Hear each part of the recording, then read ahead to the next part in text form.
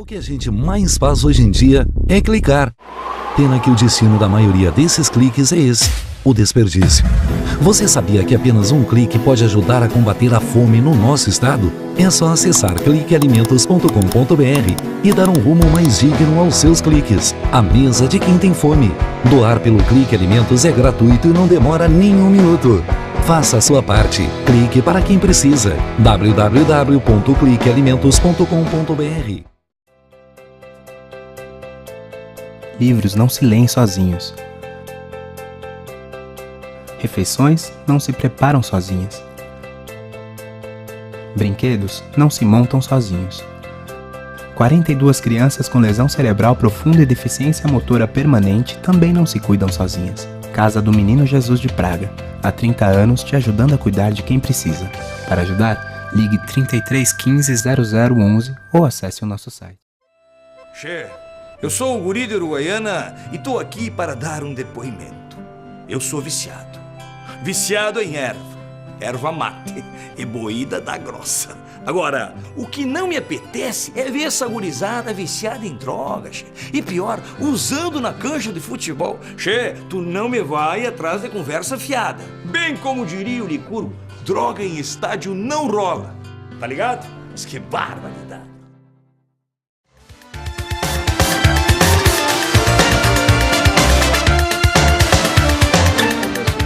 Entrevistas especiais e com grande satisfação estamos recebendo, mais uma vez dentro do programa, Dr. Adalberto Lima, delegado de polícia do Departamento Estadual da Criança e do Adolescente.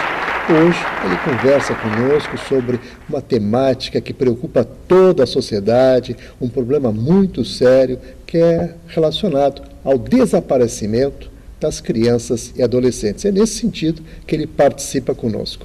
Tudo bom, doutor Adalberto? Tudo tranquilo.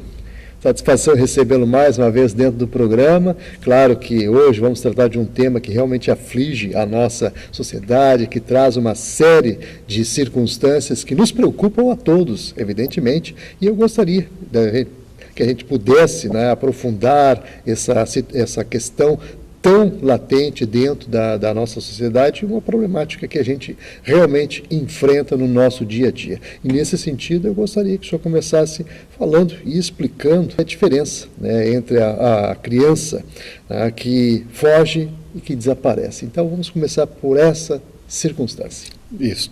Então, a Polícia Civil, ela agradece o espaço, o Departamento Estadual da Criança e do Adolescente, também, né, na pessoa dos seus administradores, agradece o espaço, porque é uma das maneiras de nós também trabalharmos, prevenirmos e evitarmos as ocorrências que tanto afligem a população, não só gaúcha, mas de todo mundo, mundial.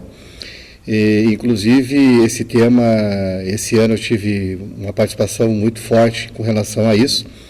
Foi no início do ano, quando nós tivemos um evento no DECA, sobre desaparecidos, crianças desaparecidas, e nós chamamos a imprensa, veio o pessoal dos pontos pobres, outras autoridades, sobre crianças desaparecidas, e lá estava um pai que tinha um adolescente da sua família desaparecido, e o semblante dele era totalmente diferente. Tu olhava e era uma pessoa que tinha algo de estranho dentro dele. É uma coisa muito temerária, não sabia onde está a pessoa, ou se a pessoa está viva, ou se a pessoa está em algum lugar. Esse sentimento é um sentimento muito terrível, né? A gente, claro, nunca sentiu, mas nesse dia eu vi que realmente ele é muito complicado. Porque uma coisa é tu saber que existe, e outra questão é saber que há possibilidade de existir. Inclusive, sobre isso também, né, a questão dos desaparecidos na época anterior à nossa, que nós vivemos democraticamente hoje, a questão de pessoas também que até hoje às vezes esperam, ou pelo menos sepultaram essa esperança de ter alguém que desapareceu de voltar e tal. Mas o departamento ele está muito bem organizado administrativamente com relação a isso. Ele se divide aqui em Porto Alegre em 4 delegacias, né? E uma das delegacias com relação ao tema desaparecidos é a Delegacia de Polícia de Criança e Adolescente Vítima. E dentro dessa delegacia existe um setor de investigação onde funcionários, equipamentos, viaturas só trabalham com essa questão de desaparecidos. Então nós nos organizamos nesse sentido. E também o próprio Estatuto da Criança e do Adolescente, ele exige exatamente essa participação. Mas nós trouxemos aqui conosco um apanhado. Nós vimos aqui que o desaparecimento em Porto Alegre, ele aumentou nesse ano, nesse período, em 38%. Né? Nós tivemos um total de 875, enquanto que, né, até setembro nós temos o índice de 1.212 crianças e adolescentes desaparecidos. Mas nem de um tudo é ruim isso aí. Por quê? Por que não é ruim? Porque o índice de localização é 95%. Então é um índice muito bom, muito grande, né? Em comparação, e se falando em números, né? Mas a diferença entre fugir e desaparecer, e até inclusive tem colegas que usam o termo fugido para se assemelhar ao desaparecido, né? Então o fugido, o desaparecido tem uma diferença sim. Porque o desaparecido é aquele que sai para ir para a escola, ele sai para ir para um estabelecimento comercial e ele vai com esse intuito e não volta mais. Ele vai e não volta. E o fugido não, ele já sai com esse intuito de fugir, de sair de casa, por problemas de rebeldia, problemas de pressão familiar. Um exemplo muito que ocorre e que nós acompanhamos na delegacia é a questão da proibição da família do namoro, porque às vezes com 12, com 13 anos, e ainda são pessoas em situação de vulnerabilidade, querem namorar e a família acha que é muito cedo, e aí é uma pressão, e aí o adolescente ou a adolescente, por rebeldia, acaba fugindo, indo para a casa de um amigo, indo para a casa de um parente, sem que os pais saibam. E aí há o registro de ocorrência, e que na realidade está correto, né? Não saiu ali dizendo que ia em tal lugar, simplesmente fugiu. Então essa é a grande diferença, assim, ao nosso ver, né? E com relação a desaparecer, né? Nós falamos também aqui, também com relação a fugir, nós falamos às vezes por causa de uma aventura.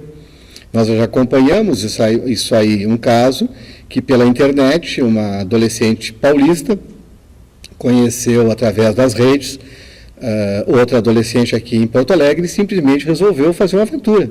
Vim de São Paulo para cá, sem avisar os familiares, né? E isso causou um transtorno muito grande e nós casualmente conseguimos acompanhar através também da tecnologia e devolver essa criança, devolver esse adolescente para a mãe que veio buscá-lo. Então, a aventura, também nós podemos citar a questão dos maus tratos também, né? Podemos citar também a questão da exploração sexual também. Então, são vários fatores, né? Além daquelas questões que a gente falou, na questão que são pessoas em fase de formação e se transformam, às vezes, por circunstâncias, em rebeldes e querem fazer alguma coisa.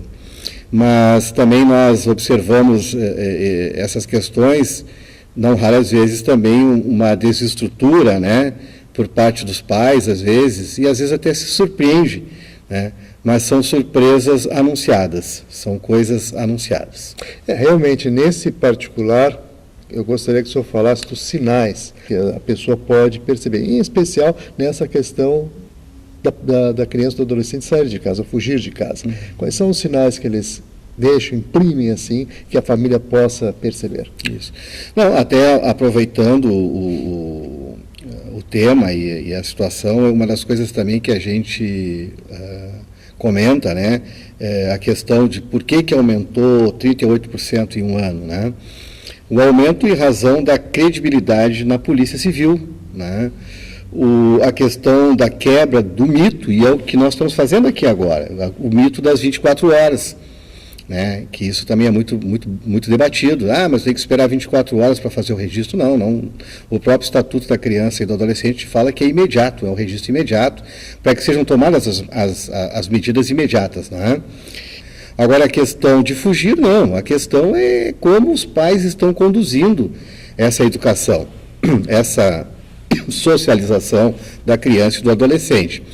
Às vezes, esses índices de rebeldia, eles são características e são demonstrações de como a família é em si. Será que é uma família tranquila? Será que os pais têm tempo para ouvir os filhos? Será que essas crianças ficam o dia inteiro sozinhos? Ou estão acompanhados por alguém da família? Porque nós temos hoje um fenômeno, e não é de hoje, ele já é um pouco mais antigo, é a questão do pai e a mãe saírem para trabalhar. Uma sociedade familiar totalmente diferente daquela que eu vivi, em que a mãe, no caso, né, trabalhava no lar. Hoje, os dois têm que sair para a rua para trabalhar, para manter o orçamento familiar. E aí os filhos ficam aonde? Né? Com quem o filho está? Né? O que está fazendo? Né? Então, é isso que pode acontecer. Então, também a questão de separações, né? Às vezes abandono, e se tem falado muito também na questão da figura paterna também, né? A ausência da figura paterna, porque se tu observares hoje, o que identifica uma pessoa? Antigamente, ou na época que eu comecei a trabalhar como policial, se identificava através do nome do pai e da mãe. Hoje, o que vai se distinguir? O nome da mãe. O nome da mãe. Por quê? Porque a mãe faz os registros, né? Então, tem essas situações aí que são mudanças de comportamentos sociais e que refletiram totalmente na família. Então, aí dá para ter um diagnóstico. Essa família é uma família unida, essa é uma família de diálogo, essa família está acompanhando na escola o desenvolvimento escolar, recebe um recado, recebe um chamado, recebe um telefonema, vai à escola, procura ir buscar as notas, acompanhar o que está acontecendo. E outra coisa também, que eu acho que nós também podemos falar aqui, a internet é uma internet liberada, é uma internet compartilhada. O adolescente, a criança tem uma televisão no quarto só para ela, a criança e o adolescente tem um computador no quarto só para ela. O que essa criança está acessando? O que essa criança está fazendo? Com quem ela está falando nas redes sociais? Né? Realmente esse é um ponto importante que eu gostaria de destacar, porque o senhor colocou inclusive em termos percentuais e deu até um exemplo de um caso de uma menina que teria vindo de São Paulo para cá, e em virtude desses contatos através da internet. E o que vocês estão percebendo assim, porque houve uma mudança nesse comportamento e o senhor realmente referiu aqui uma situação bem peculiar nos dias de hoje, que são as crianças sozinhas no quarto, com seus computadores, né, com sua televisão, enfim, com uma série de instrumentos que lhe dão, né, a possibilidade de ficar interagindo com outras pessoas que sabe-se lá quem são. E nesse aspecto assim é que eu gostaria de dar aquela ênfase necessária aos cuidados, né, dos pais nesse sentido, e até ao alerta especial, inclusive assim colocando situações como essas que o senhor já referenciou. Com relação ao computador, eu acho assim que ele é inevitável, e eu acho que faz parte até hoje da questão pedagógica, né? Por exemplo, tu quer fazer uma pesquisa escolar, modificou, tu vai ali e tu faz uma pesquisa. Eu acho que tem que estar esse PC, esse computador, essa máquina tem que estar, por exemplo, na sala. Né? Aí, esses dias também, numa escola, um aluno me perguntou: delegado, o senhor acha que privação do direito de liberdade, de privação, quando meu pai entra e começa a olhar a tela da máquina para ver o que eu estou fazendo, eu digo, eu não vejo como privação. Então, estão questionando isso. Né? Estão questionando, é isso aí. Mas aí, como é que está outras que me perguntaram também, delegado, e esse rastreamento aí, o que o meu pai faz aí, e esses bloqueios que existem aí, esses bloqueios, eu não posso entrar em tal lugar. Então, eles estão questionando exatamente isso, é a era da informação, é a era da tecnologia. Então, eu acho que tem que ter muito diálogo, né? Muita conversa e muita amizade, muita troca. Né? Trocar, olha, tu vai ganhar isso, mas eu quero aquilo, entendeu? Eu acho que tem que ter esse jogo de cintura. E regras também. Limites, regras e definidas, e bem definidas. Pode isso, não pode aquilo. Tal hora, tal dia, né? E assim por diante. Na escola, nós batemos muito nessa questão também, na questão o que é o ato infracional e o que é o ato de indisciplina. E nós tocamos nesse assunto, que a escola tem que ter regras claras. Eu tive o prazer de, vou citar, na Lomba do Pinheiro, acompanhar a formulação de um estatuto da escola. Então foi uma coisa muito bacana, era um sábado pela manhã, professores, pais, funcionários votando em normas. Nós temos na tela, essa norma aqui, tal. Aprovamos ou não aprovamos? Aprovamos. E essa norma aqui? Mas essa norma vai sair pesada para a escola e tal. Vamos trocar, vamos alinhar. Eu achei super interessante. Então, são normas claras e a forma democrática como elas são criadas. Porque tu não fica pensando que não. Que os alunos me perguntam nas escolas: delegado, a professora pegou meu celular e ela pode pegar meu celular?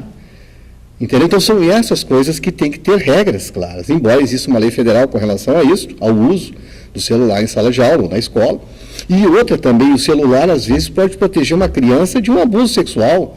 Uma criança sai da escola, está acompanhando, daqui a um pouco ela pega o celular e liga para o 190, liga para o 181, liga para um 100, que é uma proteção nacional, ou então avisa que tem um cara estranho, um carro estranho, que está seguindo as meninas, que está seguindo os meninos. Então, é a tecnologia usada da forma correta. A favor. Hein? A favor, exatamente, a favor daquilo que é bom, mas não na sala de aula. Por exemplo, na hora que a professora está explicando uma matéria complicada, ou então passando recadinhos ou torpedinhos. Eu peguei esses dias numa palestra, uma aluna, e ela estava com o celular, e eu digo, não, vamos me dar esse celular aqui. E ela me entregou o celular. E aí ela pegou e disse, não, mas eu queria falar uma coisa para o senhor, e isso em público. E eu digo, o que tu quer falar? Porque é o direito dela se defender também, que a escola tem que abrir também esse direito de defesa. E eu disse, não, tu tem direito de falar. Então ela fala, não, o celular não é meu. Não, mas tu estavas com ele, mas não é meu. Eu disse, não, tudo bem, mas só que tu estavas com ele e mandando recadinho. Então, vamos combinar? Vamos combinar. Trocamos a situação. Então, eu acho que é isso, é por aí. E é isso que o departamento tem feito. Eu estava comentando agora, ao chegar aqui, exatamente isso. Isso aqui que vai servir para que nós possamos orientar alguma família. Não digo até não orientar, às vezes não é nem orientação, porque saber a gente sabe. Ou chamar a atenção. Olha, vamos por aqui, vamos por ali. Olha, aquilo que foi falado dá para fazer assim, assado. Então, é esse o nosso objetivo no departamento. Muito bem, então estamos aqui conversando com o doutor Adalberto Lima, delegado de polícia do Departamento Estadual da Criança, do Adolescente, trazendo informações aí sobre o trabalho, né, que eles estão desenvolvendo, as circunstâncias, né, que se colocam com essa complexidade que é a questão da fuga e do desaparecimento das crianças e adolescentes, e todo esse arsenal tecnológico está à disposição das nossas crianças e, evidentemente, primando sempre por aquelas questões que realmente venham convergir ao bom uso de todos os equipamentos. Não há por que restringir algo que realmente veio colaborar com o crescimento, inclusive na formação do cidadão, porque hoje realmente as pessoas têm condições de fazer pesquisas como algumas décadas atrás não era possível. Através da internet, as comunicações também foram muito facilitadas, as informações hoje, a velocidade que estão sendo divulgadas, enfim, um universo fantástico de coisas boas que vieram com as tecnologias. Evidentemente, temos de ter a observância, né, nessas questões, principalmente nas crianças que estão em formação, para a orientação necessária, quer dizer, o bom uso de toda essa tecnologia. Bom, claro que com isso, doutor Adalberto, a gente sempre observa situações, como o senhor colocou aí, né, dessa escola, né, onde eles estavam lá democraticamente realizando o seu estatuto para definir regras e normas a serem seguidas, né, por aquele grupo, né, por aquela entidade. E nesse aspecto, claro que as pessoas ficam lá preocupadas e, evidentemente, quando surge uma situação como essa, as pessoas, inclusive, ficam sem chão, porque ficam preocupadas. E foi muito bom o senhor referenciar a questão das 24 horas que não são necessárias, ou seja, a partir do momento que a pessoa percebeu a ausência da criança, já pode comunicar, fazer o registro, pedir o auxílio da polícia. Então, nesse sentido, eu gostaria que, mais uma vez, o senhor enfatizasse isso e desse toda a orientação necessária para um pai ou para uma mãe que está passando por um episódio, inclusive nos assistindo agora.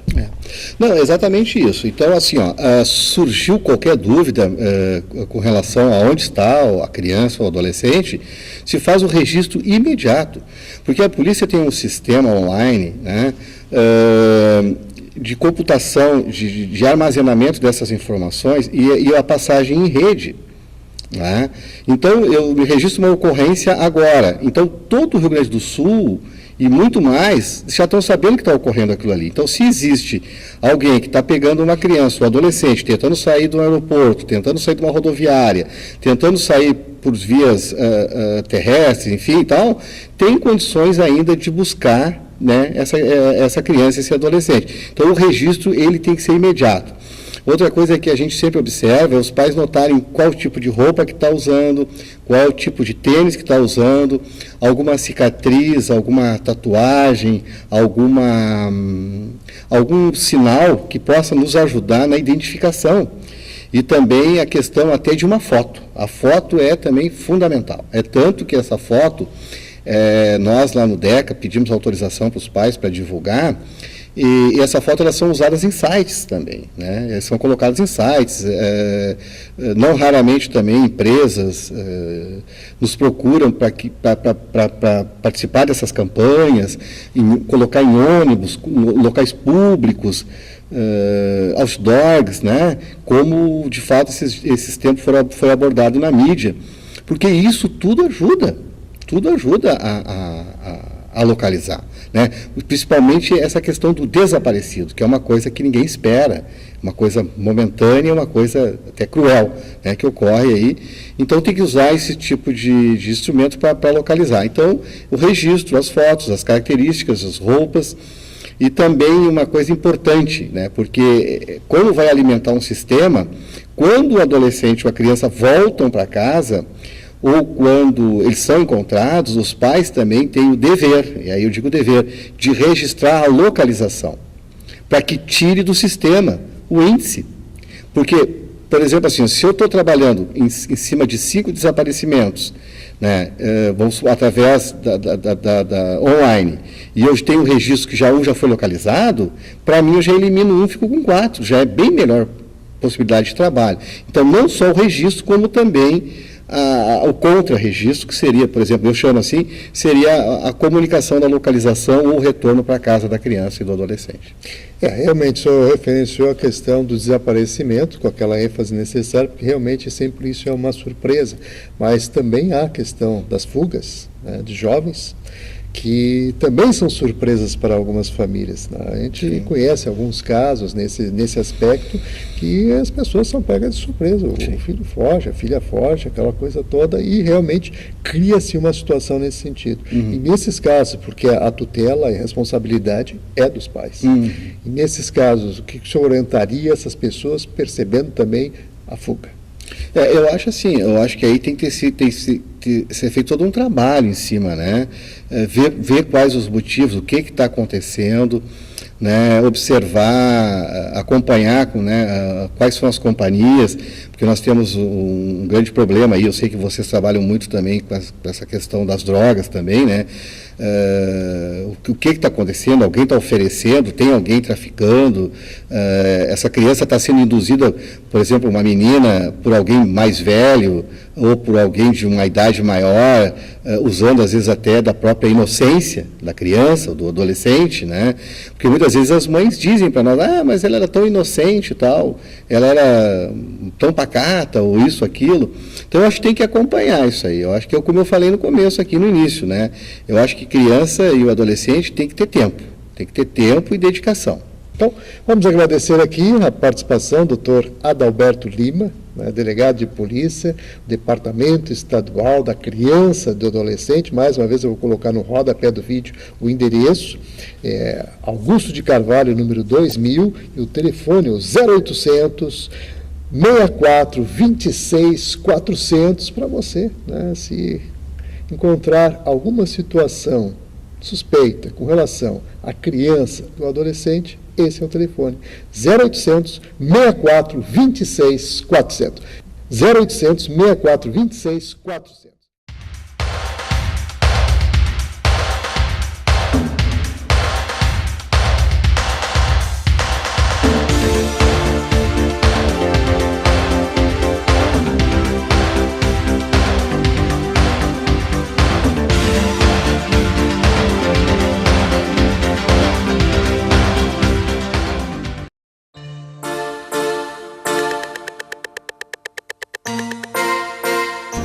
As delegacias especializadas no atendimento à mulher buscam combater a violência contra a mulher, atuando tanto preventivamente como repressivamente.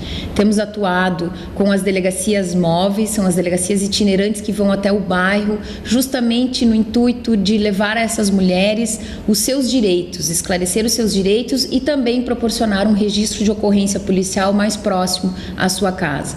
Fizemos inúmeras palestras, eventos, buscando sempre esse trabalho preventivo e atuando repressivamente na questão do combate à violência contra a mulher, prendendo os flagrantes, os agressores em flagrante e também preventivamente quando descumprem as medidas protetivas de urgência. Estamos à disposição em Porto Alegre, no Palácio da Polícia, na Avenida João Pessoa, 2050, 24 horas à disposição da mulher vítima de violência.